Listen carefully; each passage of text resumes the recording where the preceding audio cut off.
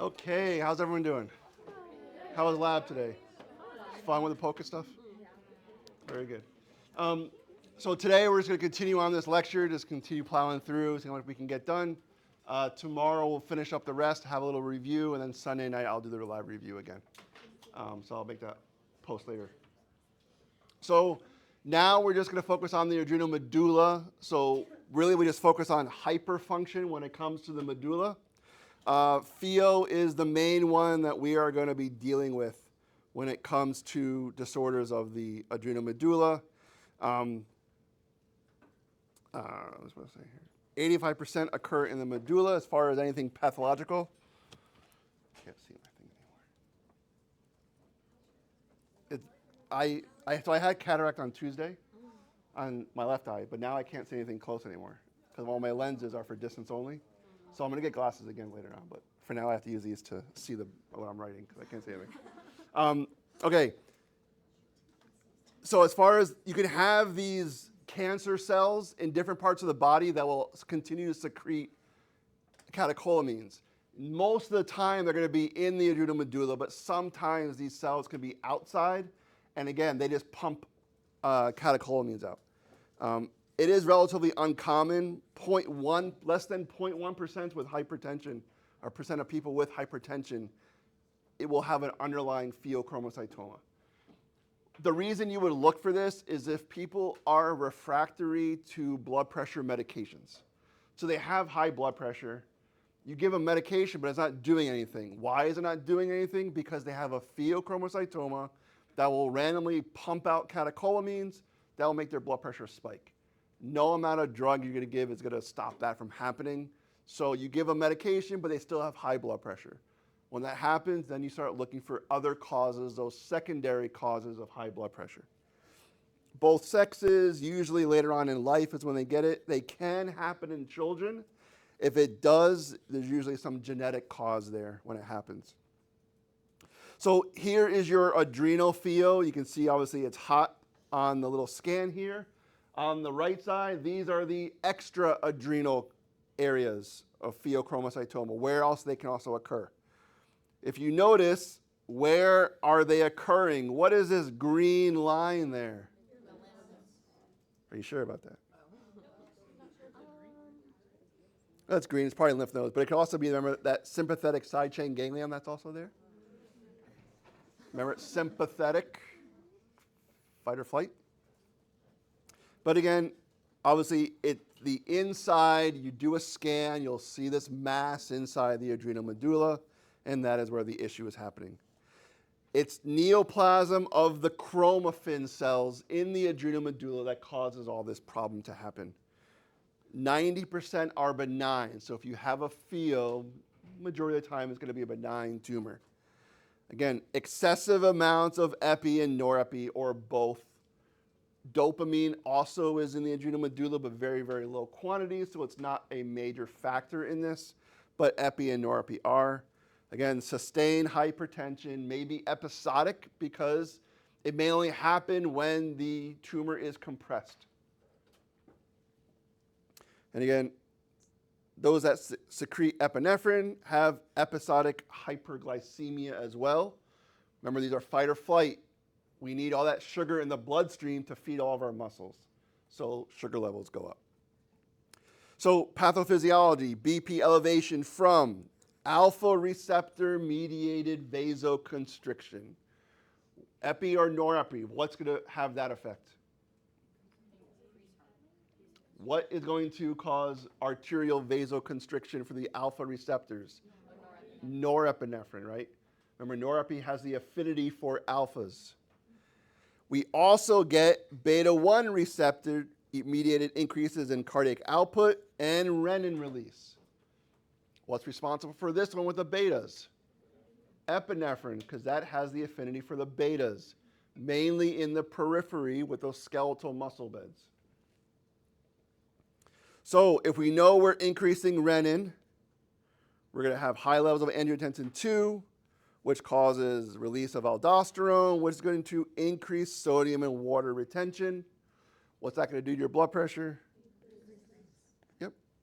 And again, the increased total peripheral vascular resistance. keeps the blood pressure elevated. Diagnosis is very important because the sudden release of catecholamines from these tumors can happen during surgery or delivery, can be fatal. You can die from this thing. Blood pressure can be, the systolic blood pressure can be up to 300. Normally you're at 140, 120, 130 in that area, but now it can go to 300. What are you at risk when that happens? Stroke. What kind of stroke? Hemorrhagic stroke. These high blood vessels, the high blood pressure is going to burst those vessels, causing a hemorrhagic stroke. The big key thing is that it's paroxysmal. It comes and goes. Comes and goes whenever that tumor gets compressed. Okay, they can occur from several times per week to once every month to up to 25 times per day. Can last up to 15 minutes or it can last for days with these high blood pressures. And the more time passes, the more frequent these episodes occur. So you may have one episode, then you have one a couple months later, then it's a month and a half later, then it's 3 weeks later, then it's 2 weeks later, and it gets worse and worse until you get it figured out and you get it out. Again, most common precipitated by compressing the tumor. Bending over to tie your shoes will compress that adrenal tumor, and you get the squirt of catecholamine to cause all your issues. So bending, lifting, defecation, deep abdominal palpation can do it also on a patient. So again, persistently secreting tumors will have more of a sustained hypertension. If it's a episodic, whenever the episode occurs, blood pressure skyrockets. When the PHO stops secreting all the catecholamines, the blood pressure comes back down. Over time, the cardiovascular system becomes desensitized to the catecholamines. Remember, if we're constantly being bombarded with these beta agonists, alpha agonists, what's going to happen to those receptors over time? They downregulate, and that's what's going on here. You lose your receptors, so you downregulate to your catecholamines. If this happens, they won't have the same response because they blunted their response by downregulating the receptors. And you can see there's the tumor right there on scan right there, how big that is. So with pheochromocytoma, there is a classic pentad of symptoms. Pentad means penta is 5. There's really mainly a triad. The big one is here, palpitations, headache, and episodic sweating. PHE are the first 3 letters of pheochromocytoma. So those are the words that you remember. Other ones, pallor from vasoconstriction and orthostasis from beta receptor vasodilation. So they may get those 2 things as well. Most common presenting feature, again, is going to be blood pressure. It can get as high as 300. So they can really skyrocket. Complications, anything dealing with long-term hypertension, eye issues, blowing out your kidneys, heart attack, pulmonary edema from all that capillary pressure. When those things start bursting, what do you get in the lungs? What kind of fluid? Just blood. Just be simple. Just those capillaries burst, the little blood gets into the alveoli, and you cough it out, and you get that frothy pink sputum and stuff like that. CVA, that's mainly from sustained hypertension. Getting that hemorrhagic stroke where you burst those vessels. Maternal morbidity and fetal demise in pregnancy. Again, if these PHOs go off during the delivery of the pregnancy, it will affect obviously the baby because they share the blood supply, and obviously the mom again. That's really it as far as the medulla is concerned, just the PHO. Episodic, know the PHE, blood pressure skyrockets, and so forth. Now we're going to talk about the cortex. What hormones are in the cortex? Aldosterone is one. Adrenal cortex. Cortisol, aldosterone, and the third one? Androgens. Okay, they all come from the cortex. So the first one we're going to talk about is hyperfunction. Now we have too much. The first one is our Cushing's syndrome. It's just hypercortisolism. You have to figure out why do they have high cortisol. Most common is excess secretion of ACTH from a pituitary gland issue. Remember with Cushing's, we did it a little bit last week with pituitary. If the Cushing's disease or the Cushing's syndrome, the hypercortisolism, is due to a primary pituitary problem, pituitary adenoma, it's called Cushing's disease. If the underlying cause for this high cortisol is somewhere beyond the pituitary gland, it's Cushing's syndrome. So on your test on Monday, if I say Cushing's disease, it's only with the pituitary gland that's having the issue. Ectopic ACTH syndrome. These are non-pituitary tumors that will make ACTH. So they're just making ACTH, but they don't have the receptors for cortisol like we have those feedback loops to turn it off. So they are constantly producing ACTH. What is this ACTH going to do? Tell the adrenal cortex to make cortisol. But if you have tons of ACTH, does the adrenal cortex know, is this ACTH from the pituitary gland or is it ACTH from somewhere else? They don't know. So they just keep pumping out more cortisol. It just does whatever it's told to. That's what's going on with these cases. Something is telling that cortex to keep pumping out cortisol. It's these tumors that constantly secrete ACTH. Causes adrenal hyperfunction. Hypersecretion of ACTH and cortisol is random and episodic in an ectopic syndrome, greater than it is with Cushing's disease, again, that primary pituitary issue. ACTH secretion is not suppressible by exogenous administration of glucocorticoids, meaning if I give you cortisol and injection, I should see ACTH do what if I draw your blood an hour later? Go down, right? It should decrease if I give you cortisol. If I give you cortisol and it doesn't decrease, that means there must be a problem somewhere else. And we'll get through all that in a second. Most frequent etiology, small cell carcinoma of the lung is a big one. Bronchial carcinoid tumors and also your pheos are here as well. But the big one is going to be these little small carcinomas in the lungs. They're called oat cell tumors. So we give them a test. It's called a dexamethasone suppression test. You have to know this one. This is a big slide to know. So in a normal functioning patient, if I give you dexamethasone, which is a steroid, it's a form of cortisol, I give you a low dose of this stuff, because our pituitary gland is functioning normally, I give you this dexamethasone, and I get suppression of production of cortisol. Cortisol levels drop when I give you this because we have a normal pituitary gland. It senses the level of cortisol, and it ups and downs depending on whatever it needs. So in a normal patient, if I give you this stuff in low dose and you drop, everything's normal. Now, if we have a pituitary source, we have a pituitary adenoma that's just pumping out more and more ACTH. When we give the low dose dexamethasone, nothing happens. Now we're going to give a higher dose. There's always a low dose and a high dose. Now we give the high dose. And now we do show suppression of cortisol with high dose dexamethasone. We give them, it drops it because some cells are still sensitive to the cortisol and will downshift the ACTH production. Only with the high dose is enough to cause a problem. So low dose dexamethasone, no suppression at all. I give a high dose. Now I do show some suppression. It's a pituitary gland problem because the pituitary gland has that negative feedback built in for the receptors for the cortisol.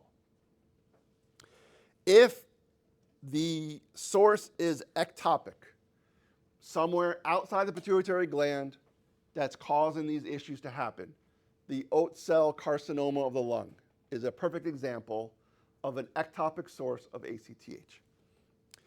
Low and high doses show no suppression at all. We know they already have hypercortisolism. We want to test where the source is coming from. Is it the pituitary or somewhere else? We give them a low dose. Nothing happens. We give them the high dose. If it suppresses, it's a pituitary problem. If there's no suppression at all, it's an ectopic source of ACTH. What do you think your next step is going to be if you suspect an ectopic source? Scans. You get right CT scans of the chest to rule out any type of cancers. Or you do a PET scan or whatever. But again, you suspect they have an ectopic source of this ACTH. Let's get some scans going and see where we can find it. Everyone good on how this test works? Yes? Can you explain, why would the ectopic downregulate? I'm sort of So the ectopic source has no cells. They're not in that negative feedback loop. They have no cells to sense the amount of cortisol in the blood. Pituitary gland and the hypothalamus will both sense the amount of cortisol in the blood, and when cortisol goes too high, it'll shut it off because it has the receptors for it. The ectopic sources of ACTH have no receptors for cortisol, so there's no negative feedback to turn it off. Do you understand? So there's nothing to tell it to stop because it doesn't participate. from that not impact your pituitary at all from the ectopic? Would your pituitary still be pumping out cortisol? How would you know which one was which though? You don't know. You would draw ACTH, but there's no way of knowing is this ACTH coming from the oat cell or is it coming from the pituitary? Just like the cortex doesn't know is this ACTH from pituitary or is it from a cancer cell? You have to have the receptors for that to know the concentration in the blood. Pituitary gland already has it because it senses that negative feedback loop. These cancer cells have no negative feedback at all because they don't have the cells to sense for cortisol. They are just pumping out ACTH, nothing tells it to stop.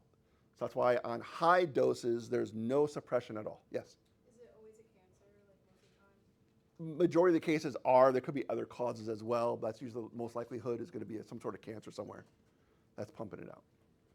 Okay? Yes? You said the pheochromocytoma does downregulate? It downregulates the beta receptors and alpha sensitivity to those things because they're constantly bombarded with the catecholamines all the time. That's a different thing. But why would it, because there's some ectopic ones too in that case, so how do those affect receptors? So if you do this test and you suspect they have an ectopic source, you're probably gonna get a full body scan to find out where the stuff is coming from. You have to figure out where the source of ACTH is. You don't know where it is. We just know that there has to be some sort of source outside the pituitary that's pumping out ACTH. And then you don't know where. We have that. We know that the majority of them, is most frequent is the lung cell cancer. So we go there first. But that doesn't mean that's always going to be the case. You kind of have to do a full body scan to see where this tumor is that's causing the issues. Yes? Can you have a patient present with a really high cortisol with a normal ACTH and still be an ectopic? Yeah, because, no. In that case, Would that just be stress? well, if you have a tumor in the adrenal cortex that's just pumping out cortisol, that's an error, could be as well. But that, again, wouldn't show any suppression, or it might show some suppression. But again, if you suspect an ectopic source, just get a full body scan and you gotta find out where this tumor is. The majority of the time it's gonna be in the lungs, okay? So when you have to have the receptor to sense, like when we talk about glucose with insulin, all those beta cells have a receptor for glucose, so it knows how much glucose is in the blood and pumps out enough insulin to cover for all that. Same thing we have here. The pituitary gland has to have sensory for cortisol in the blood. These tumors don't have the receptors to sense the levels. So that's the cortisol suppression test. Any issues with high levels of cortisol? Okay. The next one is hyperaldosteronism. We already went through all the signs and symptoms of Cushing's in the pituitary gland. I'm not going to repeat all that. But know that we talked about Cushing's. What are some of the signs and symptoms of Cushing's? Hypercortisolism, moon face, buffalo hump, purple striae on the belly, muscle wasting in the arms and the legs, like the stick figure with a big belly. They're all the same here. I just didn't go through them because we already learned it. I'm not going to double it up. Moving on now to hyperaldosteronism. Now we have too much aldosterone. There are two forms of this. There's a primary and there is a secondary. We'll go through the secondary in a minute. So for primary hyperaldosteronism, the problem is with the adrenal gland itself. You can have a tumor that's just pumping out tons of aldosterone. Usually there's a solitary adenoma. Another cause, so here's 1, 2, bilateral adrenal hyperplasia. So all that cortex got thickened. Bilateral adrenal hyperplasia, too much tissue. All that tissue works. They're all going to pump out aldosterone. So bilateral adrenal hyperplasia is another underlying cause for hyperaldosteronism and believed to be the most common, potentially curable, and treatable cause of hypertension. We talked about hypertension. If they're refractory to your medications, you have to start figuring out why. One of the causes, we learned about pheochromocytoma, and now we're learning about hyperaldosteronism. What is another cause for these underlying elevations in blood pressure? Kidney issues. If you have renal artery stenosis, less blood is getting to the kidney, it's being tricked, it's going to pump out more stuff. So again, what are these underlying secondary causes for hypertension? You can cure and treat those things. This is a curable disease that will treat their high blood pressure, and they don't need to be on medications anymore. So let's go through this. We have a tumor here that is secreting aldosterone. So we know we have high aldosterone levels. The high aldosterone, sodium retention, but it's also going to cause potassium loss as well. This is going to reduce the renin. Renin goes down in primary hyperaldosteronism. We don't need the renin. We already have the aldosterone, the end product. We're making a ton of it. We don't need the renin to stimulate it. We are already making enough of it. And because renin drops, also angiotensin II will drop. However, aldosterone is high because you have a tumor that's secreting a ton of aldosterone all at once. So you have high aldosterone, low renin. Very important to remember that with primary hyperaldosteronism, you have low renin because the aldosterone is already being made. That's primary. Any questions about primary hyperaldosteronism? The problem starts with a tumor making a ton of aldosterone. That's where it starts. We have low renin. So what happens with primary? Abnormal zona glomerulosa, so we just start producing a ton of aldosterone. We also can have variations in ACTH secretion that also modifies how aldosterone works. We can have chronic aldosterone excess, and that leads an increase in extracellular fluid volume. Remember, all that sodium and water is being retained.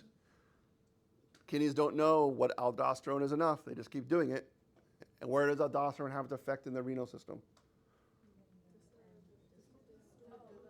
Very distal, very, very late distal convoluted tubule or common collecting duct. Very, very end is where the aldosterone has its effect.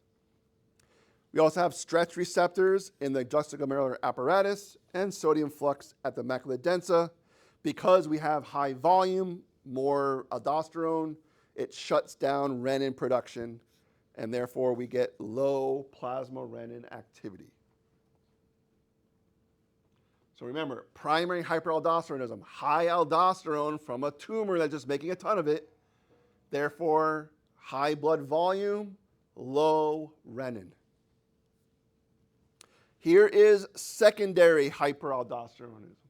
This is a problem outside the adrenal gland. So something is telling the adrenal gland what to do. So we get high renin output with secondary hyperaldosteronism.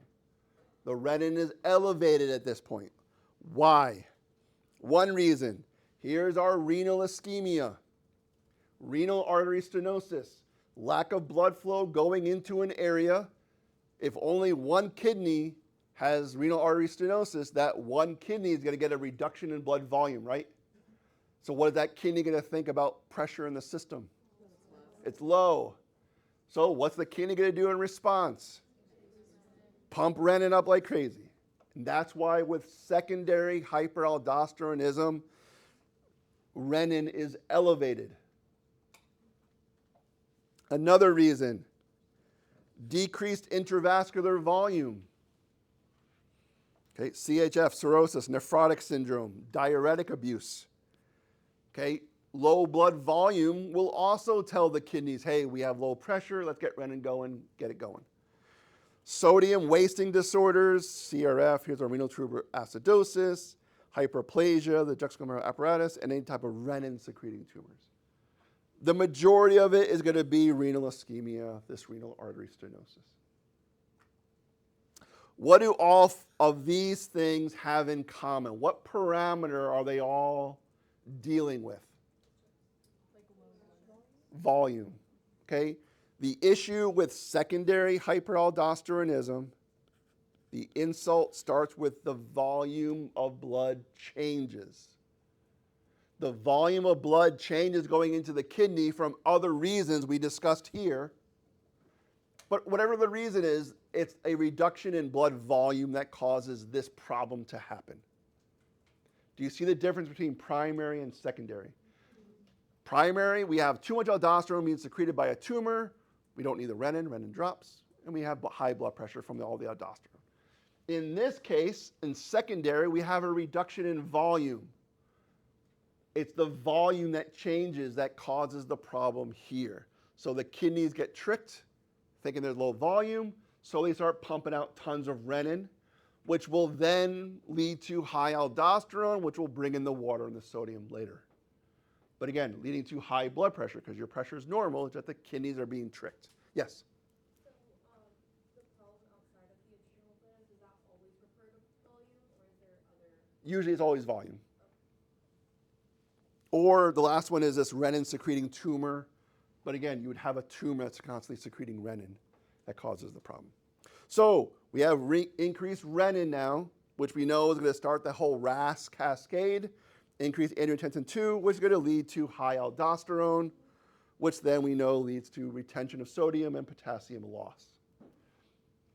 Everything's still the same. It's what is the initiating factor. In primary hyperaldosteronism, it's high aldosterone. In secondary, it's changes in volume that cause the issue to happen.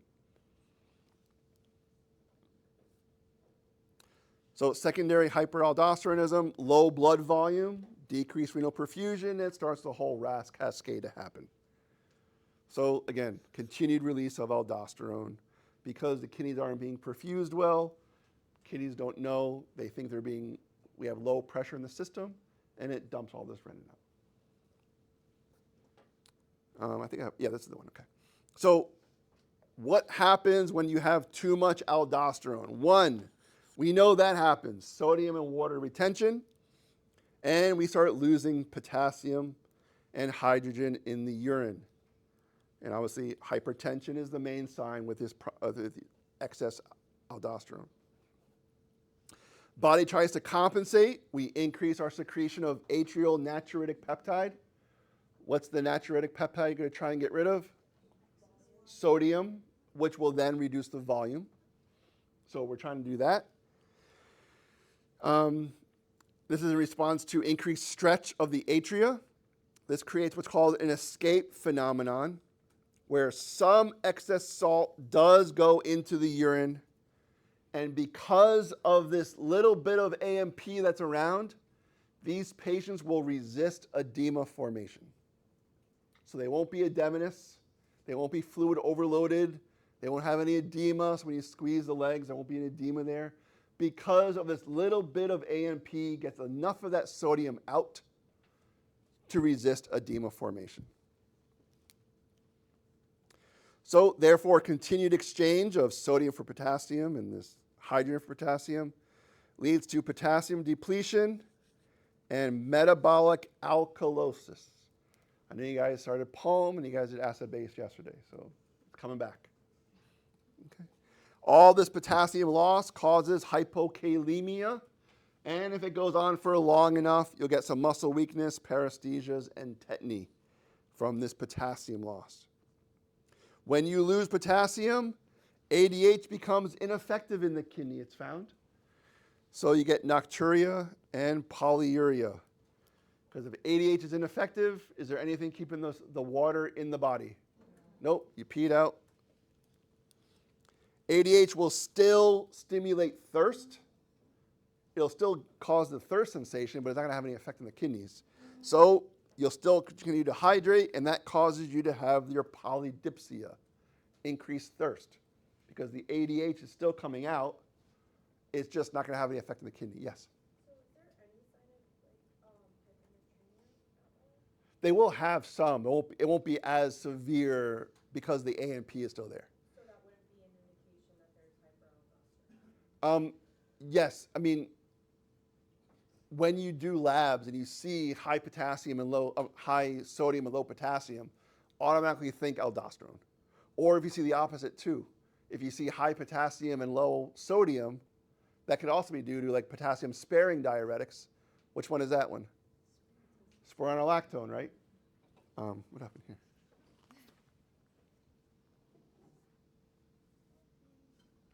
Everything shut off.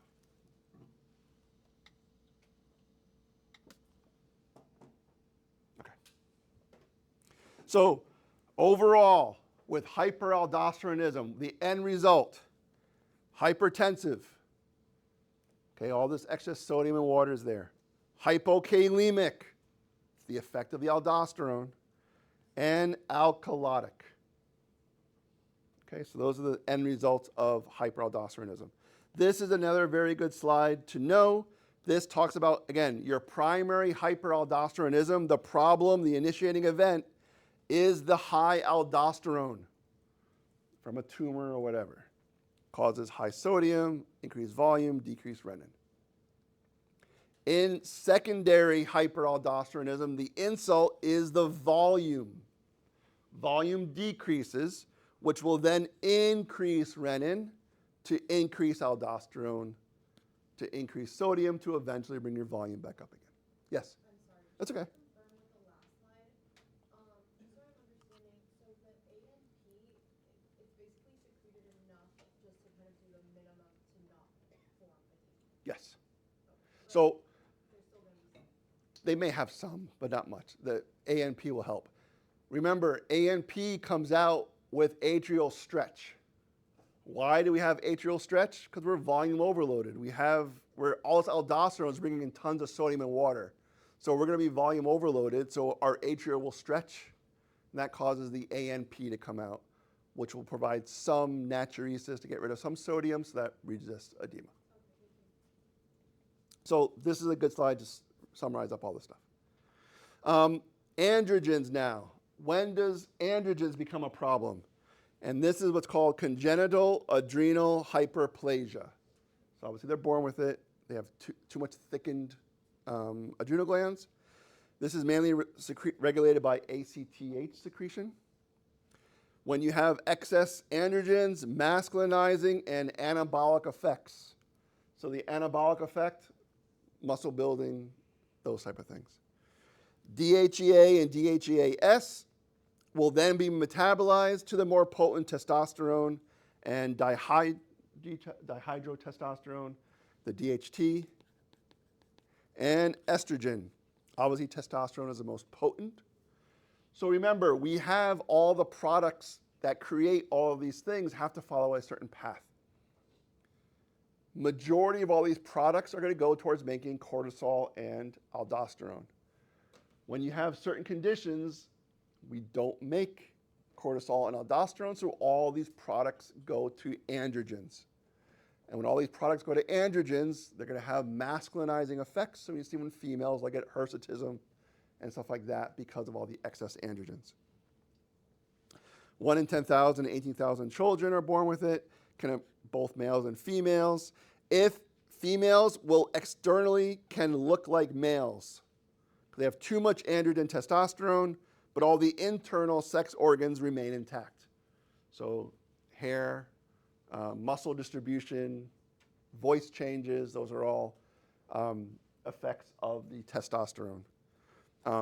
Males will look the same, but they'll enter puberty early. It's called precocious puberty. Too much androgens and testosterone. Yes? Would women have fertility problems with that? Yes, I think they do. Some.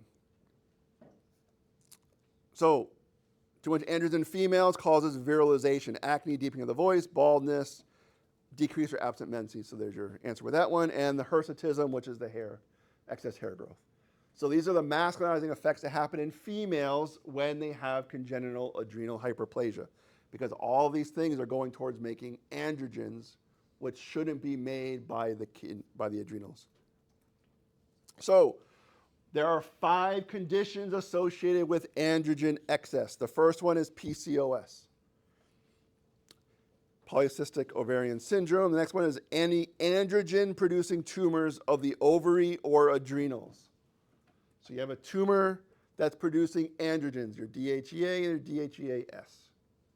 So it could be benign or malignant. Another one, late onset congenital adrenal hyperplasia. It just doesn't have an effect till later in life.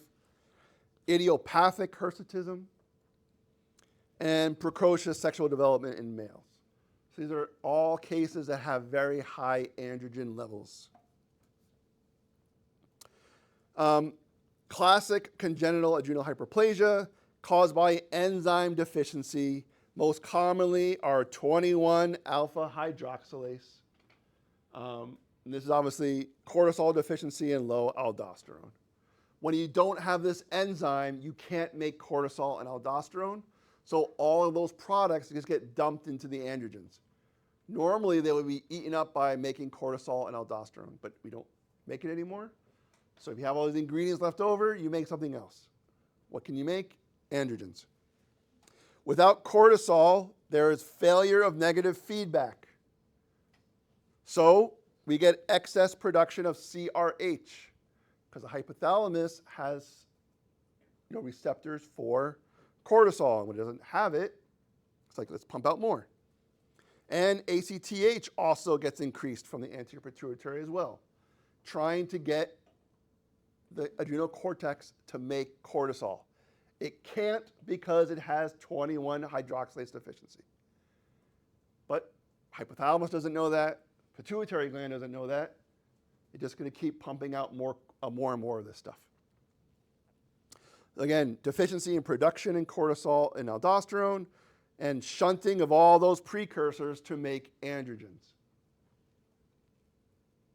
So continued secretion of ACTH causes increased androgen synthesis, which causes an ambiguous genitalia in female neonates. Okay, the external, internal, everything's fine. It's the external stuff that changes. So here's a simplified way of looking at the production of the adrenal cortex. Progesterone is always going to be the main one we need to start the whole thing. But you need the 21 alpha hydroxylase to get into the aldosterone chain, and you need 21 alpha hydroxylase to get into the cortisol chain. If you don't have it, we make a ton of that, and all that goes into tons of androgens, because we don't have the enzyme that will turn progesterone into deoxycorticosterone, and we don't have the enzyme to turn in 17-hydroxyprogesterone into 11-deoxycortisol. Am I going to ask you to remember all these things? No. But you do have to remember 21-hydroxylase, because that is the enzyme that you're deficient in that will prevent you from making cortisol and aldosterone. Okay. Any questions about this one? Just remember it's 21. And this is just looking at it again. So here's our normal negative feedbacks. We know cortisol has a negative feedback at pituitary and the hypothalamus. Now we have untreated congenital adrenal hyperplasia. If you look at the size of that arrow, it's very, very thin to show that there's very, very limited amounts of cortisol being made. Because of that, the negative feedbacks are very, very weak. Therefore, look at the size of these arrows. CRH goes up. There's no negative feedback telling it to stop, so it keeps releasing CRH. There's no negative feedback at the pituitary, so it keeps pumping out ACTH. And because we don't have the enzyme, we make tons of androgen. Now we treat it. What do we treat it with? Exogenous cortisol. If you are a patient that has congenital adrenal hyperplasia, you have to take cortisol, form of it, every day of your life. If you don't, you can die from not having cortisol during stressful responses. You have to have cortisol. So these patients have to be on it every day. They'll also be on probably a very low dose, something like an aldosterone, something as well, because they're losing that as well. So you have to be on cortisol to treat it. So the treated, obviously you just take the exogenous cortisol and the feedbacks resume again, because the pituitary and the hypothalamus still have receptors for cortisol. So it'll still act in the normal pathway. Yes? Is that like a presentation of Addison's, or is that? Addison's, yes, they'll come in. We'll go through that in a second. What's coming up? So here's your hypofunction. This is Addison's disease. Adrenocortical insufficiency, cortisol, aldosterone, and in women, it's all reduced. Women's source of androgens is via the adrenal gland. Men's source of androgens is via the adrenal and the gonads. That's why you have more of a problem with women, because women get the androgen precursors from the adrenal glands. Men get it from FHH and LH as well. Etiology, you can have primary or secondary for this one. Primary is destruction of the adrenal cortex itself.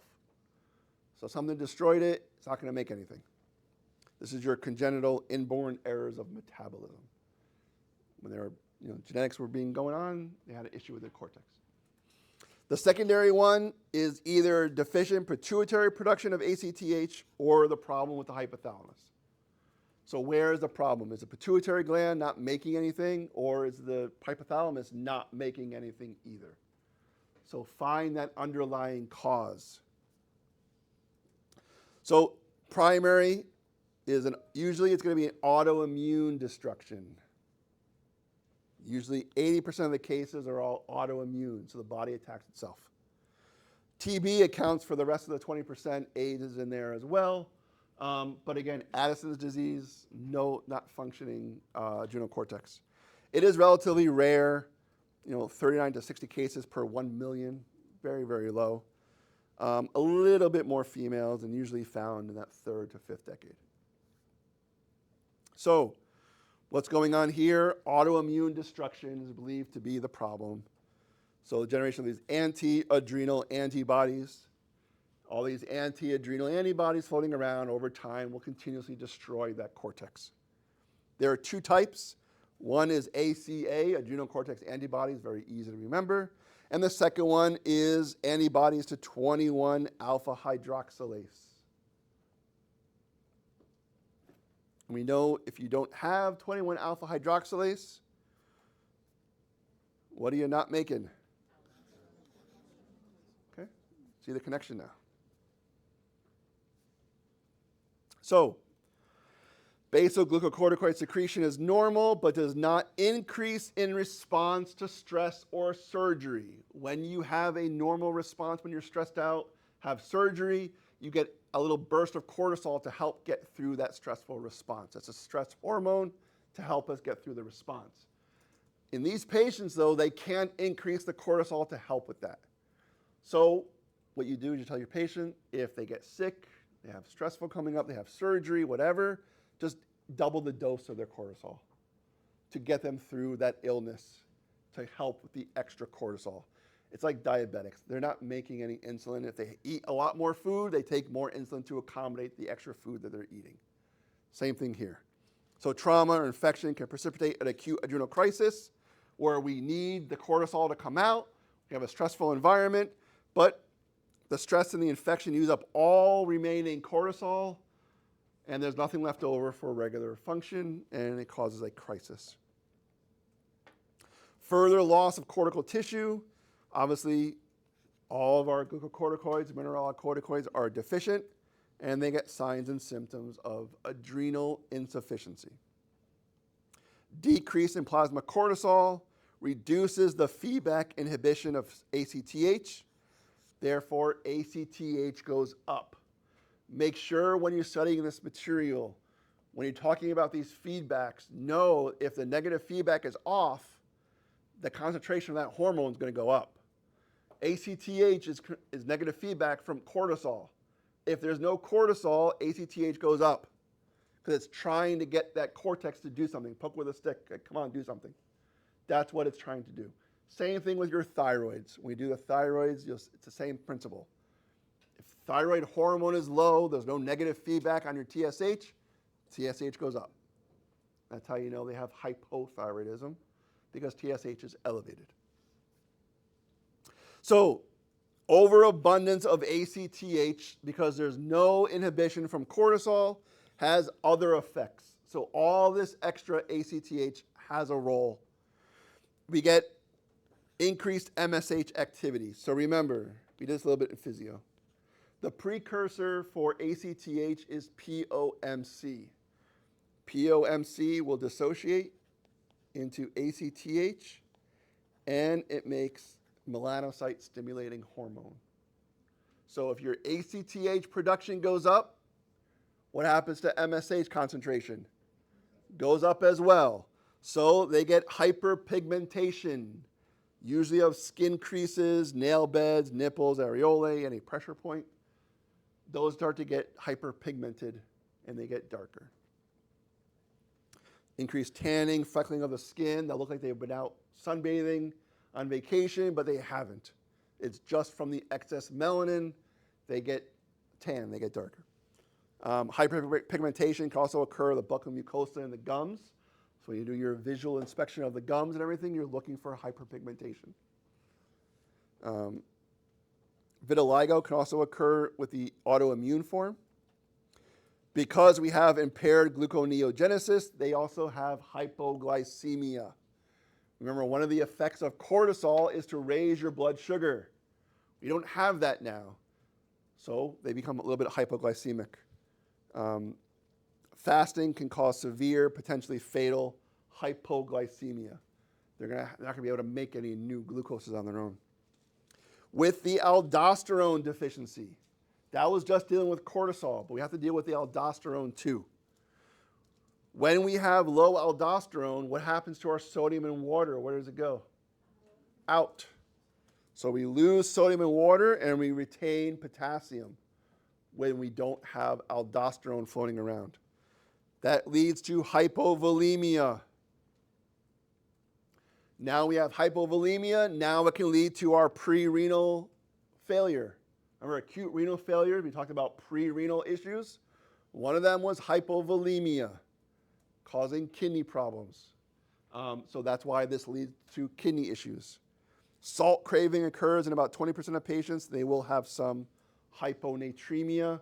So the salt cravings, they want to get that salt in their body. They need to increase it. So this is all Addison's disease, associated again with autoantibodies. So if they have Addison's disease, check for thyroid antibodies. That can happen there. Gastric parietal cell antibodies. That's going to lead to that. Parietal cell or in the gastric. So we have increased acid secretion, all that fun stuff. Intrinsic factor antibodies, parathyroid, and islet cell. So whenever you start thinking of these autoimmune, anyone has an autoimmune, it's usually not just going to be one problem. It may be multiple. When we get to endo in the winter and we go through treatments, one of the things, we have a whole lecture, it's called multiple endocrine neoplasias, and there's 4 of them, and they all have different combinations of where they have their deficiencies due to the autoimmune problem. But we'll get to that later. So signs and symptoms of Addison's disease, just think of low cortisol and low aldosterone. That's the problems they're going to have. Fatigue, weakness, anorexia, weight loss, some GI problems. Here's your hyponatremia, hypoglycemia from low cortisol. They may have a normocytic anemia because we know intrinsic factor antibodies are there. So we need that intrinsic factor for B12, so you get some anemia issues. Hyperpigmentation of the skin, salt craving, and the hyperkalemia. Makes sense for all those different symptoms, why they would have those symptoms based off of low aldosterone or cortisol. Yes? So since you related it back to the androgens, are they also going to have the masculine? With these, sometimes, I think some of them do. I'll find out more about that. Send me an email about that one. So signs and symptoms, hyperpigmentation, buccal mucosa darkening, and nail beds and flexures and whatnot. So again, hyperpigmentation in these surfaces. And then here's another thing for Addison's. Okay. So an acute adrenal crisis is like the worst form of an Addison's disease. It's called an Addisonian crisis. It is a medical emergency if they have this form. Can occur in undiagnosed ACTH deficiency. If they're deficient in ACTH, what else are they deficient in? Cortisol. If they're receiving corticosteroids who do not receive increased doses during periods of stress. If they didn't increase their cortisol, they have a big Klimpath exam coming up on Monday, they didn't up their dose, it may cause an Addisonian crisis in those patients. Or abrupt withdrawal of corticosteroids, meaning you're on the high doses and you just stop. Now you're not getting any cortisol in your body at all because you stop those medicines, and it can cause an Addisonian crisis. Also can be precipitated by dehydration, infection, trauma, surgery. Again, things that increase the stress levels in the body. They have to wear a bracelet because one of the presenting complaints is going to be altered mental status. And if they can't tell you they have this problem, you as the emergency room PA seeing this patient, if you saw this bracelet, what do you think you're going to give that patient? Cortisol. That's exactly what you do. You just give them cortisol. So they wear the bracelet, and again, unrecognized, untreated, coma, severe hypotension, and shock, they can result in death. We'll do this last little bit, and then we'll take a break, and we'll finish adrenals. So this is where we start from. Adrenal glands are not functioning. The top part is just cortisol. The bottom is just aldosterone. So when we don't have enough cortisol for our body, liver function decreases. What is the liver going to be doing in all this? What property does the liver do with regards to cortisol? Mentioned it before. Gluconeogenesis, right? The liver does gluconeogenesis. When we don't have cortisol, we can't do gluconeogenesis, therefore we get low blood sugar. That can lead, again, with continuously lacking cortisol. This is a patient getting worse as you go along. So prognosis is worse the further along this line you get. So low blood sugar gets worse and eventually get extremely low blood sugar. When you have very, very low blood sugars, it can lead to altered mental status, coma, and whatnot. So that's one part of the story. This low sugar is causing a lot of the issue. The other problem with low cortisol, we talked about those parietal cells, and what they're responsible for is hydrochloric acid. When you don't have it, stomach enzymes will start to decrease. So we're not having a lot of acid production. We get a lot of vomiting, diarrhea, cramps. That all leads to low blood volume, which can lead to a patient having shock. What type of shock will this patient have? There are 4 of them. Hypovolemic shock, right? So, and then shock will eventually lead to brain death. So this is what happens when you don't have cortisol. Now let's look at the flip side. Now let's look at lack of aldosterone. Kidneys cause water and sodium loss, which further leads to more blood volume loss, leading more to shock. So we got low blood volume in 2 ways: vomiting, diarrhea, and also aldosterone not being there. Low blood volume. The other thing that's going to happen when you have this issue, you can have some cardiac output problems. What happens to the potassium in this case? Increases, right? So we get some cardiac output problems, leads to low blood pressure. We can't get volume out. We can't squeeze it. Again, leads to shock, which then leads to coma and brain death. This is the pathway. This is why you got to give them treatment fast. You give them some cortisol. You give them a derivative of aldosterone, and you get them back to normal. So here's your summary slide. Here's some funny things if you want to know what endocrine gland you are. And we'll take a break. Come back at 1:35. Yeah.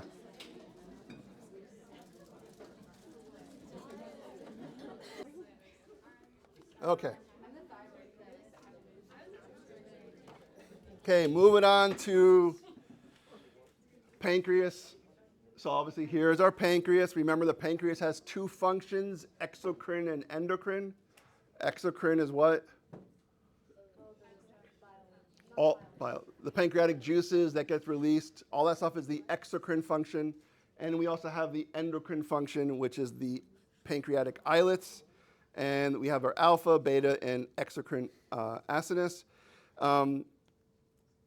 Very 6 inches long, not very, very big. Exocrine and endocrine gland.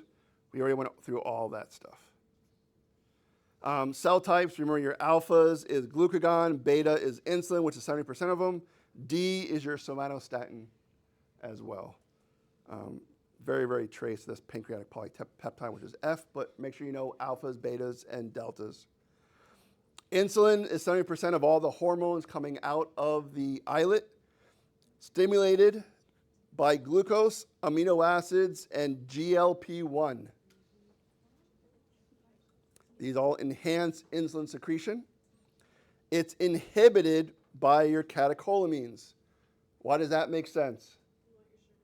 You want the sugar to remain in the blood. If the insulin came out, it's going to get it out. Your somatostatin, which we know stops everything. Mediates fuel metabolism in the liver, muscle, and fat. Promotes fuel storage, which is why if you eat a lot of carbohydrates, you'll store it as fat. Because that's what the insulin's going to do. When you don't use all that glucose for energy, your body's going to store it as fat, and then you can't get rid of it that way. It's harder. When you can get rid of it, it's harder. And prevents breakdown of stored fuel, which is your catabolism. So we have all this stored fuel called fat. It's ready to go. It's 9 calories per gram. I think everything else is like 6 or 7. Or maybe it's higher. I can't remember. But it's higher in fat. You get more calories per gram of fat than you do from protein or carbohydrates. So it stores. Promotes glycogen synthesis and storage. So glycogen is a storage form of glucose. Inhibits hepatic gluconeogenesis. So we're not making new glucoses. And it prevents glycogenolysis, which is what? Breakdown of a glycogen to make more glucose. We don't want glucose in the blood, so we have to store it in places. Stimulates lipogenesis, making fat storage, that we talked about before. When we have all this extra carbohydrates we aren't using, we're going to store it as fat. And increase synthesis of our very low density lipoproteins. VLDLs deliver triglycerides to our fat for storage, so they get bigger. Inhibits fatty acid production or oxidation and production of ketone bodies. So this is important to know. If you ever hear about people going into ketosis or a ketone diet, the key of ketosis is you can't have any insulin. The minute you have insulin, ketosis is over. By not having insulin, you're able to produce ketone bodies. But once you have sugar, your insulin spikes and ketosis is now over. In muscle, stimulates uptake and storage of glucose. And obviously, a lot of our glucose is in our muscles, and protein synthesis. That's why diabetic mothers will have big babies. You guys see the story about the baby who was like 13 pounds? 13-pound baby. It was huge. If you're curious, Thanksgiving's coming up. Look at the size of the turkey, how much pounds that turkey is, and remind that could be inside someone. So the last thing that insulin does is with the fat, again, fat storage and inhibits lipolysis. Lipolysis is the breakdown of fat. So if you have a very high carbohydrate meal and diet, it's going to be hard to lose weight because lipolysis won't happen. You're constantly secreting insulin by eating all the time. You're not going to have the benefits. And then here are your actions again. Just remember the key thing. If you just keep in your mind, we know that insulin wants to get blood or sugar out of the blood into a tissue. Just think about that's the effect of insulin. What am I doing in this case? Am I getting sugar out of the blood or putting it into the blood? Just think of it that way. So in summary, what does insulin do? Glucagon is the counter-regulatory hormone to insulin. It's just the opposite effect. Comes from our alpha cells, counter-regulatory hormone, processing of food in the intestine, yield production and release of GLP-1 and GLP-2. Where are these GLPs coming? Why are they popular now? Weight loss, right? Secretion, so obviously it inhibits glucagon release. GLP act as incretins, stimulators of insulin. That's why they get hungry. So if you have a GLP-1 antagonist and blocks it, you won't be hungry. So that's kind of where it comes from. Secretion is inhibited by glucose, so obviously the higher the glucose, the less glucagon that you need. In the liver, glucagon has effects, makes gluconeogenesis and glycogenolysis. Is that going to increase your blood sugar or decrease it? Increase blood sugar, therefore it's got to be glucagon. Stimulates fatty acid oxidation and ketogenesis. So glucagon, which are these fasting hormones, help with generating ketone bodies. It's the ketone bodies, by the way, that give you that. If you know who's on a keto diet, they have a really funky breath odor to them, very fruity. It's the acetone that they're breathing off, the ketones that they're exhaling, gives you a fruity breath to your aroma, fruity aroma to your breath. We'll get to this a lot more when we get to like different types of complications of diabetes. Increases uptake of amino acids and to promote gluconeogenesis. So when you have a very high protein meal, all the extra amino acids that you just ingested are now being put in the bloodstream is going to increase glucagon secretion as well. What is that going to do to your insulin? Decrease it. Are you going to have these major spikes with insulin when the glucagon comes out also? No, which is why it's so important for diabetics to have protein at every meal. It slows the absorption of glucose. They don't get these crazy spikes. But on the converse, if they're having a hypoglycemic event, don't give them protein. You want to give them straight sugar so they can get it into their body fast. Don't give them protein to recover from a hypo event. It'll delay the response. So again, this is just putting everything together as far as with glucagon and insulin regarding different forms of sugar levels. So when you're reviewing, this is a great summary slide looking at both together. Somatostatin, we know it's an inhibitory in the GI tract, slows the absorption of nutrients by inhibiting gut motility.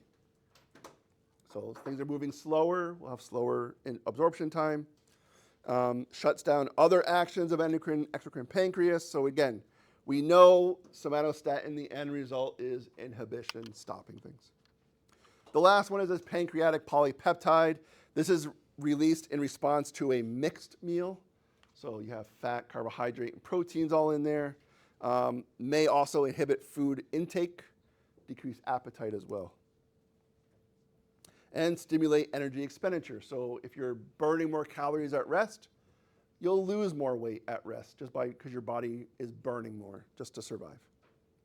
So let's move on to endocrine disorders. Obviously, the main one is going to be your diabetes mellitus or mellitus. These are the four things you have to know. It's usually going to be or, meaning they have to have one of these four things to be considered a diabetic. Fasting plasma glucose greater than 126. So they haven't eaten in 12 hours, they check your sugar in the morning, greater than 126, diabetic. Continuous. Symptoms of diabetes and a random glucose over 200. So what are some symptoms of diabetes? Polyuria, polydipsia, polyphagia, where they eat a lot. So those are the symptoms, and you check their sugar is over 200. Another one, plasma glucose level over 200. This is on a glucose tolerance test. In a glucose tolerance test, we give you a solution of sugar. Looks like the orange drink from McDonald's. And it's got like 75 grams of sugar in it, and we make you drink the whole thing. And every hour, we check your sugar levels and see where you are. If you are normal, you'll have a little bit of a rise, but then it comes right back down after hour 1 or 2. If you are deficient with insulin, that number will keep going up every hour. That's what we're looking at here. If these numbers continue to go up, you have deficient insulin, you can't handle that glucose load, and it stays in your blood longer. The last one is an A1C greater than 6.5. 6.5 is the cutoff. When you're above 6.5, it's diabetes. If you're below 6.5, you're in that pre-diabetic range. So pre-diabetic, you're not diabetic, you're not full-blown, but you're on the road to becoming a type 2. And again, diabetes is a deficiency of insulin action. Due to one of these things, it can either be our beta cells just don't secrete insulin anymore. You'll have a deficiency in insulin that way because your body's not making it anymore. Another way, insulin resistance at the target tissues. So your body's still making insulin, but it doesn't have an effect on the tissues. Why? Because of so much insulin all the time being bombarded, what do your cells start to do? Downregulate. So they downregulate, and the insulin doesn't have the same effect anymore. So that's insulin resistance. Obesity is the main cause for insulin resistance. They think that's the link between obesity and all this metabolic stuff, is the obesity causes insulin resistance. If you have insulin resistance, what must the pancreas now start to do? More insulin or less insulin? More insulin to have a similar effect. But more insulin bombardment causes further what? Further downregulation, which will then make the pancreas do what? Produce more insulin. What do you think is going to happen with this cycle over time? You burn out your beta cells in your pancreas and they stop making insulin. That's how a type 2 diabetic who's just on oral medications will turn into an insulin-dependent diabetic. They burn out the pancreas by overloading the sugar, overloading the insulin production, and they just burn out. Whereas type 1 diabetics, they have an autoimmune problem where it just attacks the pancreas and they don't produce any insulin at all. That's a type 1. Those are insulin-dependent diabetic. They have to be on insulin. In a type 1 diabetic, how is their insulin sensitivity? Actually, very good. It's still normal. So they're on very low doses of insulin. If you know someone who is a type 2 diabetic who is now taking insulin, ask them how many units they're taking. It's going to be very, very high. Lainey, how much are you taking? I asked you, you knew I was going to call on you. So. I know. Like what's your what's your daily dose? Daily? What are you getting pretty much? Hold on, I'm counting my hourly and my carbs. I would probably do like 30 throughout the day, just like my hourly constantly given to me. So 30 milligrams or 30 units of insulin is what she's getting every day from her. You have a pump, right? Yeah. So she has an infusion pump that sets it for her. When she eats, she increases the dose to accommodate whatever glucose that she's eating in her meals. Now I'm trying to figure out where I was going with all that. I just lost my train of thought. Okay. So she is only taking 30 units a day, total. Type 2 diabetic can be taking 40 units in the morning and 40 at night. That's 80 units a day. Why? Because their tissue is so desensitized to insulin, it requires that much to take. So type 1s will have a very low total daily dose of insulin. Type 2s will be a lot higher. Obviously, our prevalence of diabetes has gone up over the decade because obviously obesity rates have gone up. Genetic predisposition exists. There's actually a stronger genetic predisposition for type 2 diabetes than there is for type 1. So when Lainey got diagnosed, did you have to were you the first one in your family? I was the only one. I was diagnosed at 6. But then did they test anyone else in your family, like brothers or sisters or anything? They did for my siblings, but they're still fine. Okay, so because there is some genetic component, when you have one person in your family get type 1 diabetes, they'll test the siblings to see if they have any of the autoimmune antibodies floating around as well. But for the most part, if your mom has type 2 diabetes and they're obese, and then you become obese, then you may get type 2 as well. That's where the genetic stuff comes in. More with type 2. So this is just what I mentioned before. It's or. Okay, these four are the same things I just listed before. So just remember 126, 6.5, 200, yes?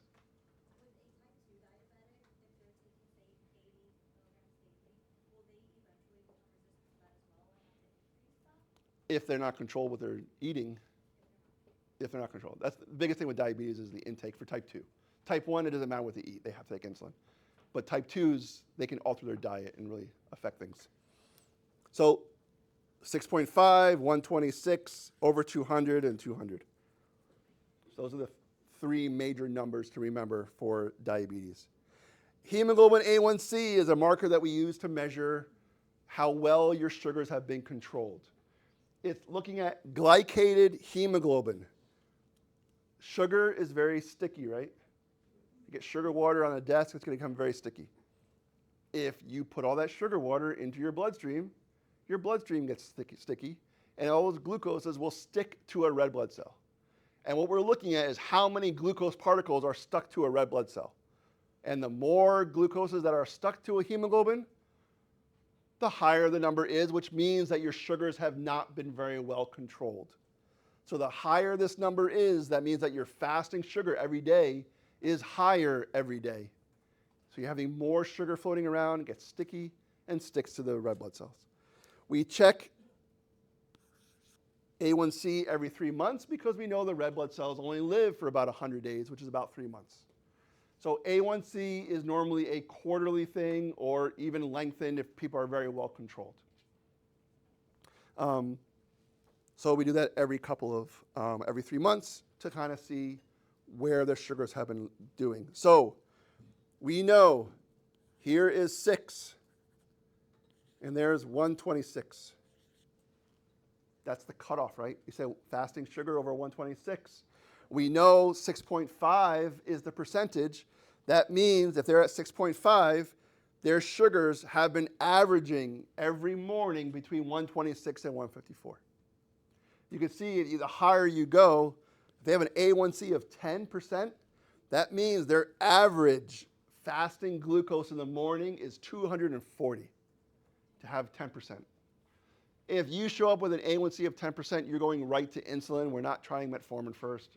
You go right to insulin. We get you back down, and we can worry about diet changes then. But if you're that high, metformin is not going to do anything for you. You got to go right to insulin. Now, you will take metformin with insulin because metformin makes insulin work better, and metformin makes your target tissues more sensitive to insulin. So we will continue metformin because it helps with the insulin, but otherwise, you go right on it. Complications of diabetes mellitus. It doesn't matter if you're type 1 or type 2. These are all uncontrolled cases. If you control your sugar, you're okay. But if you don't, you get these problems. We classify them based off of what vessels are being affected. We have microvascular diseases. This is your retinopathy of the eye, nephropathy of the kidneys, neuropathy with the nervous system. Remember we talked about what orthopedic problem do diabetics get? Charcot joint.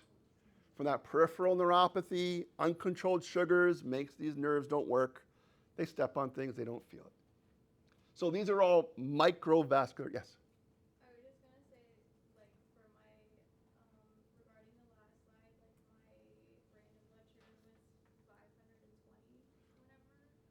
You're a little bit different because you're type, we already know you're diabetic, but Yeah, but I was just saying, like, to put it into perspective. you were over 500 and you were fine? Huh? You were over 500 and you were okay? Yeah. Okay, that's really high. What level do you start getting symptoms for low? When I'm below 70. Okay, so one of the things we'll learn next semester with type 1 diabetics is their tolerance for hypoglycemic events gets lower and lower and lower. Normal people, if you go below 100, you get lightheaded and dizzy because she's so used to it. Below 70, that's when she'll start getting symptoms. There are other type 1s where they don't get any symptom until they're in the 50s. You would probably pass out, but they're used to it, so they are able to handle it. But yours is a random, but again, were you having any symptoms along with it? I mean, yeah, I was having like polydipsia, polyuria. Mm-hmm. My breath like tasted like sugar.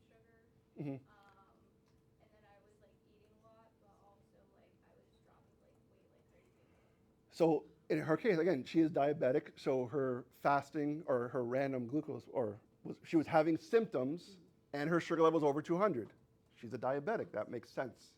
If it was a person we didn't know had diabetes, and they came in with these symptoms, and we drew her sugar, and it was 500, then you would start worrying about diabetes for sure, and you start doing other tests to confirm all that. Your glucose tolerance test, your A1C, and see what's going on. But again, the treatment stuff is not on this exam. This is just pathophysiology, what's going on. Macrovascular disease. So not only does it affect the micros, but also the bigger blood vessels. So heart disease and peripheral vascular disease. Obviously, this is non-healing wounds. Why are they non-healing? No blood supply because of the PVD from uncontrolled sugars. Again, this just graphically shows where they are. Ischemic heart disease, CVA, peripheral vascular disease. Obviously, with the World Health Update, obviously diabetes is rising in prevalence. Multiple reasons why ultra-processed foods, horrible food, diet habits are bad. More carbohydrates than anything, lack of protein, all those fun things going together. But again, these are all just dealing with socioeconomic things that deal with diabetes. So let's move on to type 1. Insulin-dependent diabetes, less common. Autoimmune destruction is going to happen. Those less than 30. There is a bimodal peak. There is a young juvenile onset, and there is another one that happens later on after puberty. That's late onset diabetes, and then there's obviously the regular one. Okay, Lainey, you're up. So how old was Lainey when she got diagnosed with diabetes? 6. So she was 6, right in range. And what kind of symptoms were you having before they found out? What were your symptoms before they found out? It was the excessive drinking, excessive urination, overeating, loss of weight, and then like fatigue. So a 6-year-old shouldn't be having all those problems. So you do some blood work. You say, oh, her sugar levels are like crazy, high. Let's figure out why. You do autoimmune processing, and you find out, yeah, she's type 1 diabetic. So then she goes on insulin, and you learn all the education and all that stuff. We'll get to all that next semester. But again, early onset, one of the other signs, I don't want to embarrass you, but one of the big ones, especially in the older adults, the older kids in puberty, one of the things they have is nocturnal enuresis, which is what? Bedwetting, peeing at night.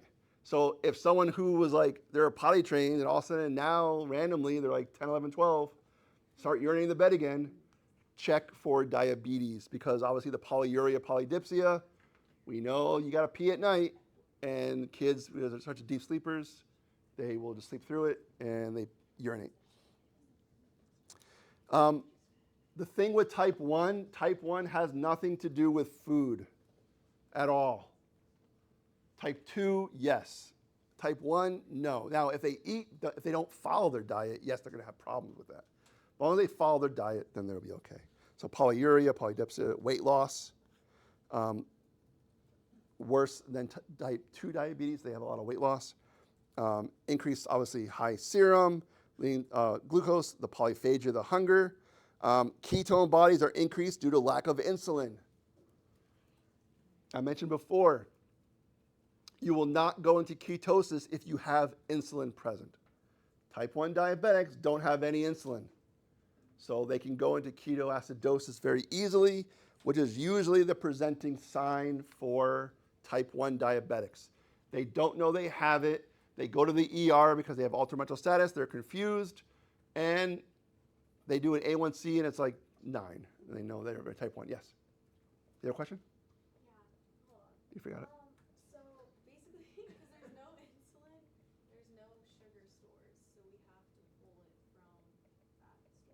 Well, yeah, the ketones is what's going to help you make your own. But it's the insulin. Once you get insulin, then you drive the energy substance to a different one, the pathway, because you have insulin there now. That's all it is. Yes. So two questions. Well, the first is the weight loss. So that's from the breaking down of the ketones. Like that's how you get a lot. They're also very catabolic, so everything's breaking down. Okay. Remember, insulin is to grow things, right? Protein synthesis, grow muscles. Now we don't have it, so everything shrinks. You get smaller. Okay. Any other question? The other one was like, you said it has nothing to do with food, but like they still have to stay like on diet, but like, can They- you just give more insulin? Yeah. Oh, okay. I mean, as long as you cover everything, Oh, then you're okay. okay. But yeah, If you like, wanted to eat bad, you could just give a lot more insulin. yeah. Okay. Laney, what do you do? What, do you calculate out carbs, or you just kind of wing it? My pump does it for me, so I count carbs, and so like, say a donut has like 50 grams of carbs, and then I take my blood sugar, and then I just hit the glucose numbers, and then it does like the ratio or the amount for me. So we'll do all the calculations in the winter for diabetes. We'll learn how to calculate the total daily dose, how to calculate your dosing while you're eating, your basal unit. We're going to go through all that. So we'll do all that in the winter. And your summary slide for type 1. Lifelong insulin therapy. Just like if you have hypothyroidism, you're on thyroid hormone for life. Same thing here. You're on insulin for life. So we have destruction of these beta cells by T lymphocytes that causes necrosis of those islets. So we're destroying the cells that produce the insulin. Or it could be an autoimmune destruction, which happens over time. These are diagnosed later in life. Eventually, symptoms of insulin deficiency will start to appear. They may have islet cell antibodies, ICA, or insulin autoantibodies. And those are found in about 50% of newly diagnosed diabetics. Laney, do you know if you have any of those? Okay. Well, you can find out if you want. If you want. It's going to be one of those because she has autoimmune. So it's going to be one of them. And again, highly predictive of a disease in first-degree relatives. That's why when she was diagnosed, they tested her sibling because first-degree relatives can also have these autoimmune problems as well. And again, risk for first-degree relatives. Lab findings, hyperglycemia, ketonuria because they don't have the insulin, so they're producing all these excess ketones. Low or undetectable serum insulin and C-peptide levels. Why is C-peptide undetectable? Remember, we make pro-insulin first, and we have to cleave it to insulin. And when you cleave it, you make the C-peptide cleaves off of it. So it's a 1-to-1 ratio. Now, Laney, here we go again. If I were to take Laney's blood and test it for insulin, will it be present? Yes, because she has a pump that's giving her insulin. Very good. No C-peptide at all. So when you see insulin but no C-peptide, that means they're taking exogenous insulin because if you made it yourself, you would have C-peptide. Here they don't because they don't make it, yes. Then with the increasing like insulin resistance too, it would just go down and then And obviously they're going to have autoantibodies to whatever they have. Complications, here's your diabetic ketoacidosis. So this profound loss of insulin leads to decreased glucose uptake by the tissues. So where's all the glucose going to stay? In the blood. We get lipolysis, provides all these free fatty acids that are then converted to your ketone bodies by the liver by unopposed glucagon. And that causes your ketosis to form. We get increased serum glucose levels from all this hepatic glucose output. We get fluid shifts from intracellular to extracellular spaces. Polyuria helps maintain our intravascular volume, so you're constantly thirsty, so you're drinking like crazy to try and replenish these stores, but you can't keep up the pace. Any type of nausea and vomiting exacerbate these losses, so you're getting more volume loss. And then obviously they become very dehydrated. Decreased renal blood flow impairs the kidney's ability to excrete glucose.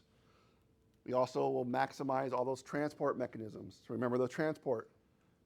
You only do so much. And after 250 milligrams of glucose in your blood, the transport mechanisms are all maxed out, and glucose starts spilling into the urine. And then you start testing it there. Glucose can be up to 500. So I was like, Lainey, I was surprised you weren't even worse when you were at 500. And coma comes from hyperosmolality, not the acidosis. Remember, they're going to be in an acidotic environment, diabetic ketoacidosis. So it's a metabolic acidosis. But the coma that they get is from the hyperosmolality. So hyperglycemia leads to increased plasma osmolality, intracellular dehydration, and it causes an osmotic diuresis. Remember, all this glucose is in the blood now. We have to dilute it out, so we put the fluid from the interstitial system gets dumped into the blood volume. But you get thirsty from all that. So we get a reduction in intracellular volume, leads to shock, decrease your kidney function, leads to all the issues with the kidneys. Any questions about type 1 diabetes? They're not making any insulin. They can go to diabetic ketoacidosis very easily when they don't take their insulin. Okay, chapter 4, we're on type 2. This is the majority of cases. You guys don't even get this anymore, do you guys? No, it's not relevant anymore, this guy? This whole joke? No? Anyway, it's older, but anyway. I may have to change these for next year. You guys aren't laughing as much. Strong genetic component, more than type 1. Obviously, there's a lot of environmental factors. Are you eating? What are you eating? That's going to play a big role. Okay. Increased prevalence with age. Increased incidence in Native Americans, Mexican Americans, and African Americans. They followed the, especially with the Native and Mexican Americans, looking at like history of like travel of like where people came from. Because of that land bridge between Asia and America, when people were migrating, the populations of Eastern Asia or Eastern, came over and they populated. They just kept coming south where it was warmer. So they share a lot of the same genetic traits, and one of them is diabetes. So there's a whole population of these Pima Indians in Arizona, and some of them are in Peru, I think, too. But they actually, like, the prevalence of diabetes in these populations is like 80%. Like, a lot of them get it. So they use that population to study a lot of these diabetic drugs because they know a lot of people have it, and they can test them for drugs to see how the diabetes works. So that's why some of these populations have linked stuff.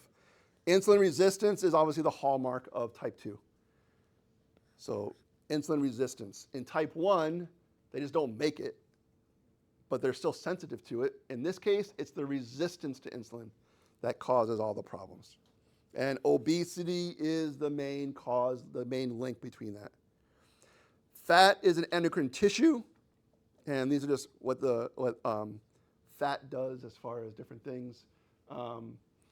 We know inflammation it causes, high blood pressure, type 2, clots in arteries, narrowing of arteries, all dealt with having excess fat accumulation.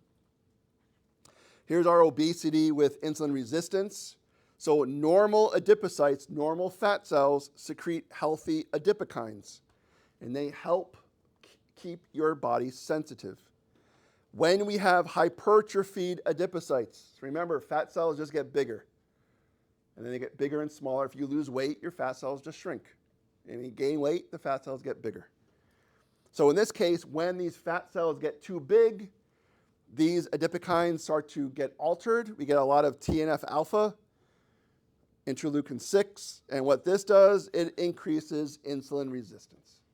So this is the link between obesity and insulin resistance. When these fat cells get too big, they don't function right, and it leads to insulin resistance at the cell. Insulin resistance is the main end result. So glucose enters the stream, then obviously insulin will jump in later, but when insulin resistance, glucose can't enter the cells efficiently, so it starts to build up in the blood. And now you get high levels of glucose in the bloodstream.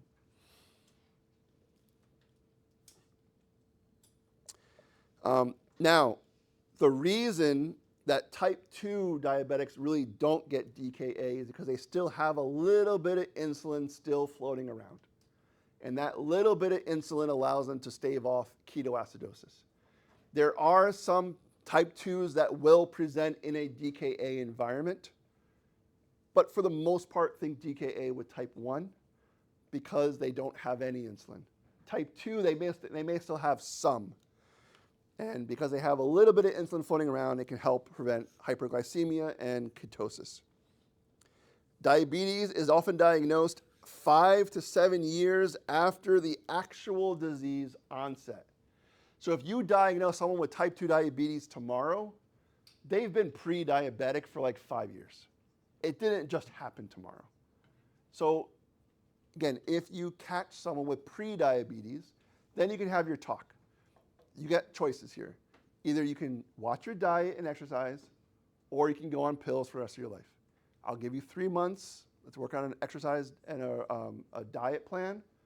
Fix your diet. Let's see how you do in 3 months. If you can improve on all that, then we can stop with we don't have to worry about medication. If you don't have the discipline to do that, then we'll have to give you some medications to help with the sugar levels. So you give them a choice. They can still prevent the diabetes from being full-blown. They can even reverse diabetes. If you watch the 600-Pound Life, they have bypass. They lose all the weight. The diabetes goes away, the cholesterol goes away, the blood pressure goes away. Why? They're not obese anymore. Everything kind of went back to normal. Okay? That's why obesity is the worst thing. Obviously, is now epidemic proportions. 50% of diagnoses with Hispanic, African American, Native American. Here's your Asian Pacific Islander. Again, they all crossed over that land bridge. They all share the same stuff. All groups, ethnicities, obviously increase with obesity. Estimated 1 in 3 children born after 2000 will develop diabetes in their lifetimes. So what do you have to do? Eat healthy. That's it. Let me see where we're at.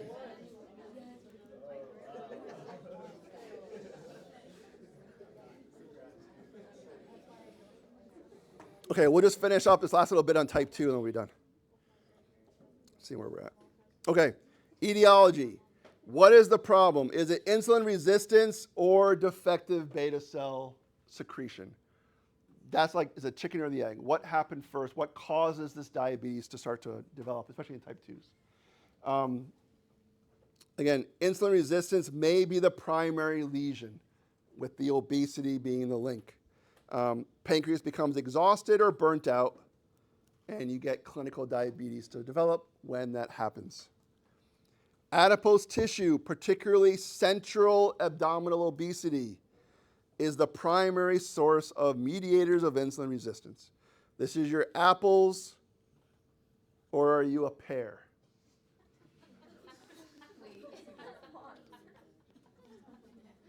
Are you a big belly, or do you have big hips? Are you an apple or are you a pear? This is science. This is what they really do. Apples or pears? If you're an apple shape, that means you have a lot of abdominal obesity, a lot of visceral fat. That is going to cause alterations in your pancreas, causing the issues. Where if you're a pear shaped and you have bigger hips than your belly, that is a different distribution of fat, not as big of a risk. Is it a sign of fatty liver, like the apple, or? It's just the collection of the fat. That's where it goes. It's around all the organs and cause all the problems. Toxic effects of excess free fatty acids decrease skeletal muscle sensitivity to insulin. So we get lipolysis forming, all these free fatty acids getting out. That also further reduces the sensitivity to insulin. Dysregulated secretion of our inflammatory cytokines, and that alters the endocrine functions of the adipose tissue.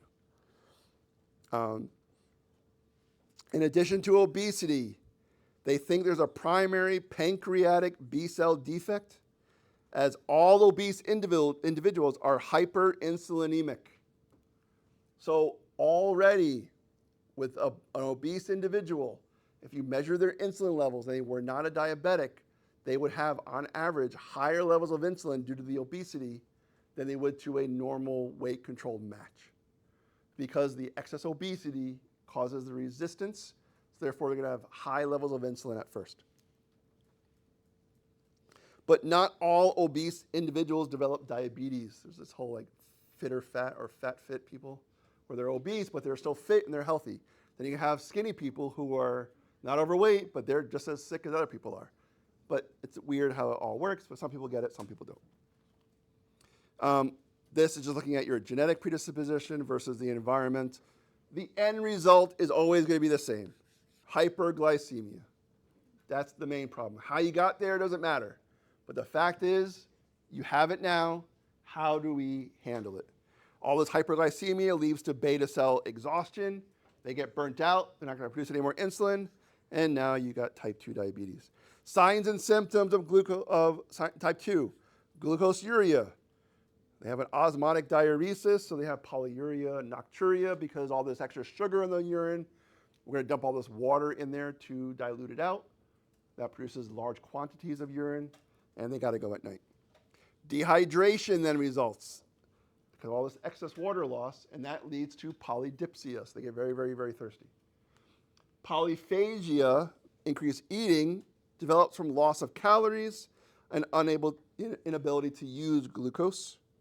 And they also get some weight loss as well.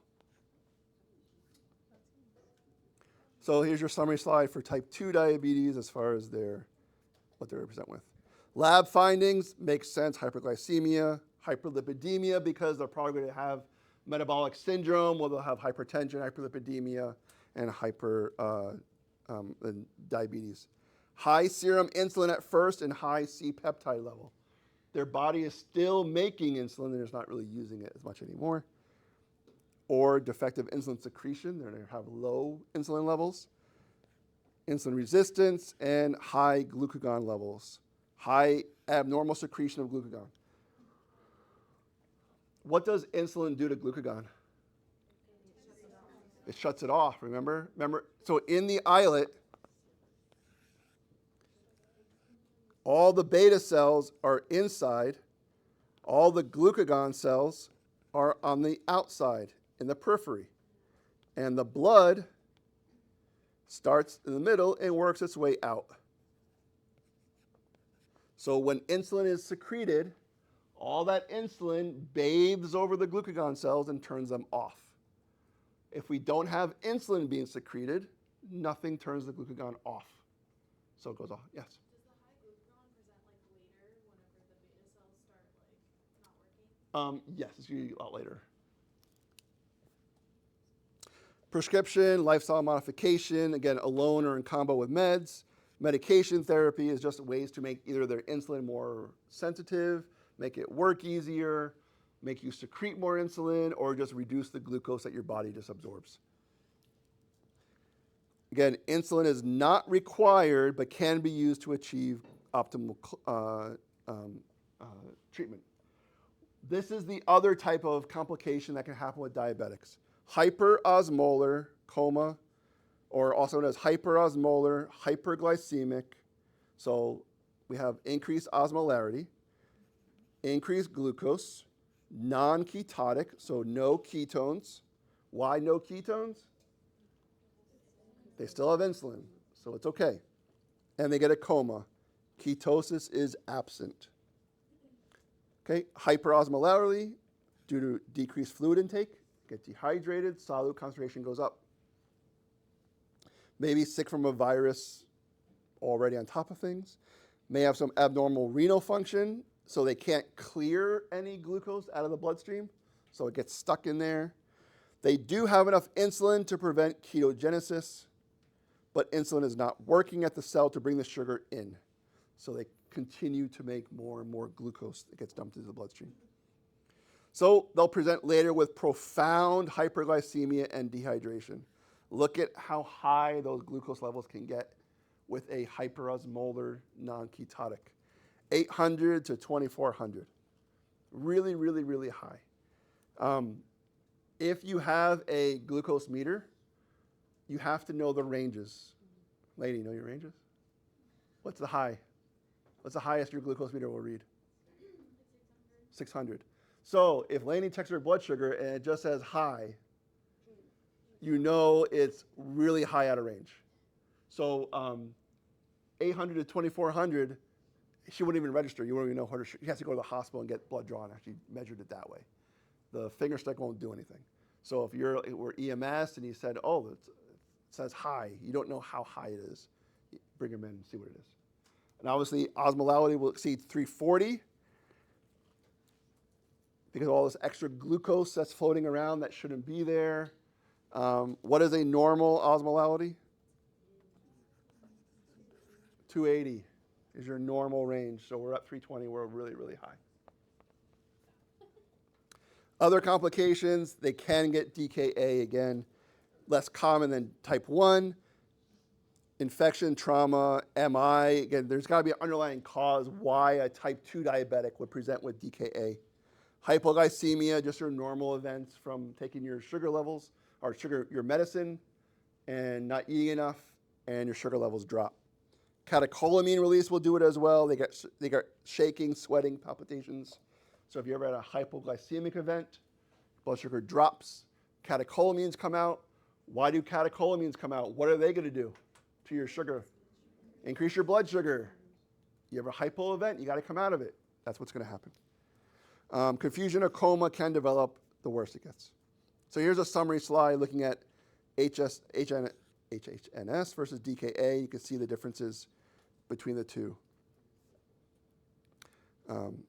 This is that latent autoimmune diabetes. This happens in adults where they get type 1, but it happens later. Is latent. Again, they do have some autoantibodies here, insulin dependent within 6 years, and they may have some underlying insulin resistance. But again, this is type 1 in adults. It's called latent autoimmune. Happens later on. And we'll finish up the rest tomorrow morning.